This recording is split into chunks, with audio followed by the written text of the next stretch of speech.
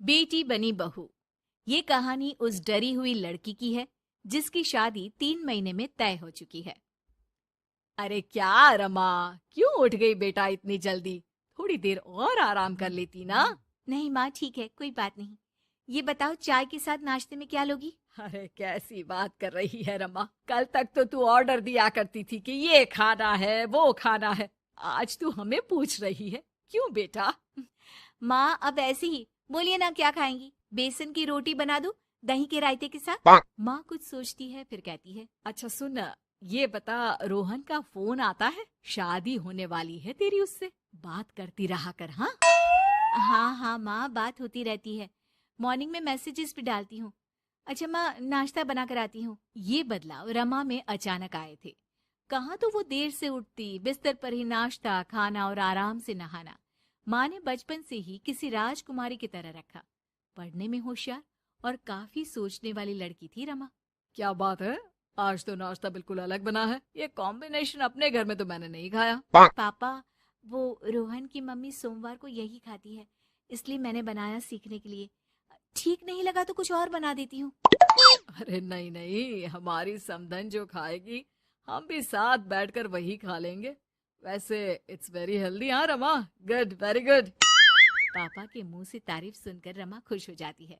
वो रोहन को फोन करती है, पता है पापा ने मेरे हाथ के नाश्ते की तारीफ की, बोल रहे थे it's very tasty Rama. Good good, सही है। अच्छा देखो, कल मम्मी पापा कुछ भी ग्रीन वेजिटेबल का खाते हैं, जैसे पालक पनीर या फिर मिक्स सलाद के साथ ब्राउन ब्रेड। तुम बना लेना कल, और हाँ पिक्स शेयर करना, मैं माँ को दिखा दूंगा। ठीक है, भेज दूंगी। अगले दिन रमा फिर कुछ नया बनाकर रोहन को फोटो भेजती है। अपनी माँ को दिखा देना, ये मैंने बनाया है। तभी वहाँ उसकी माँ आ जाती है। ये क्या बेटा, ये हाथ कैसे चल गया तुम्हारा? अरे कुछ नहीं माँ, वो तो बस ऐसे ही। आप बताओ ना, क्या चाहिए? अरे कुछ नहीं बेटा, ला मैं हाथ में दवा लगा देती हूँ। माँ हाथ में दवा लगा रही थी कि पता नहीं रमा क्या सोच रही थी। थोड़ी परेशान सी थी। क्या हुआ रमा, क्यों परेशान लग रही हो? रोहन से कोई बात हुई है क्या? नहीं माँ, आज जो बनाया उसकी फोटो मांगी थी रोहन ने, दे तो दी, लेकिन अभी तक कोई रिप्लाई नहीं आया। माँ कुछ सोचती है, फिर रमा के फोन से उसके जले हुए हाथ की फोटो खींचकर भी रोहन को भेज देती है। अरे माँ, ये क्या कर रही हो? वो सोचेगा कि मुझे काम करना आता ही नहीं। हाँ तो सोचने देना, पढ़ाई में नहीं मिल पाता था वक्त, जितना सीखा है काफी है। वक्त के साथ ही खाना बनाना, घर संभालना सब कुछ आ जाता है। थोड़ी देर में रमा के फोन का मैसेज बजता है। रमा के पास रोहन का फोन आ जाता है। माँ को ये खाना देखने में ही अच्छा नहीं लगा, बोल रही थी कि तुम्हें बोल दूं कि अच्छे से बनाना सीखे। ना हो तो कोई क्लास ज्वाइन कर ले, मैं पैसे दे दूंगा। और हाँ, प्लीज यार ऐसी डरावनी जलने कटने खून खराबे वाली फोटो मत भेजा करो। जल गई क्या? तुम्हें खाना नहीं बनाना आता क्या? मुझे ब्लेम मत करो। मैंने ब्लेम करने के लिए नहीं, बस अपनी सीरियस एफर्ट दिखाने के लिए ये फोटो भेजी थी। वैसे भी मैंने नहीं, मॉम ने भेजी थी, पता नहीं क्यों। ओ यार, तुम्हारी मॉम क्यों इतना इंटरफियर कर रही है? वैसे अभी ये हाल है तो बाद में तो वो हमारे घर में ही ताक जाग करती रहेंगी। उनसे कहो कि मैं तुम्हें उस घर के लिए तैयार कर रहा हूँ जहाँ अब तुम्हें पूरी जिंदगी रहना है। रमा को रोहन की बात ठीक नहीं लगती। वो फोन रख देती है, लेकिन सोच में पड़ जाती है कि आखिर वो ये बात माँ को बताए कि नहीं। अब हर वक्त या तो वो रोहन का बताया खाना बना रही होती है, या उसके कहने पर उसकी पसंद की टीवी शोज, वेब सीरीज या फिर किताब पढ़ रही होती है।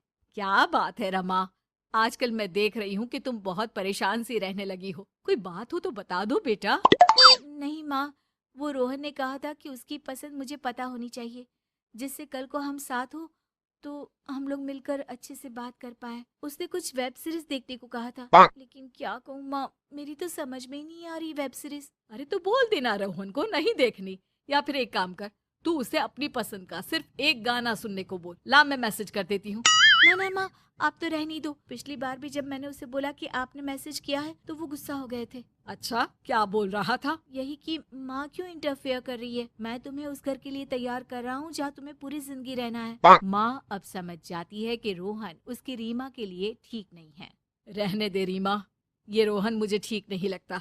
तू बोल तो मैं कोई और रिश्ता देखूं। अरे नहीं माँ, मेरे पूरे फ्रेंड सर्कल में ये बात हो गई है, नाते रिश्तेदार आस पड़ोस सभी। हाँ ठीक है बेटा, चल कुछ दिन और देख ले।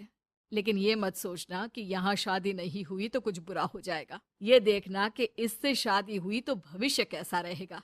समझी? प्यार, विश्वास और इज्जत से बढ़कर कुछ भी नहीं है। रीमा माँ की बात पर हाँ बोलकर वहां से चली जाती है। अगले रोज रोहन का फोन रीमा के पास आता है। मैंने तुम्हें एक स्किन डॉक्टर का फोन नंबर दिया है। माँ बोल रही थी कि तुम सांवली हो और दिखने में भी नैन नक्श थोड़े। एक काम करो ना, तुम इनसे अपना ट्रीटमेंट शुरू करवा लो। होप कि थोड़ी देखने लायक हो जाओ। आज तक रीमा से किसी ने इस तरह बात नहीं की थी। वो ये बात सुनकर सीधे शीशे के सामने खड़ी हो जाती है।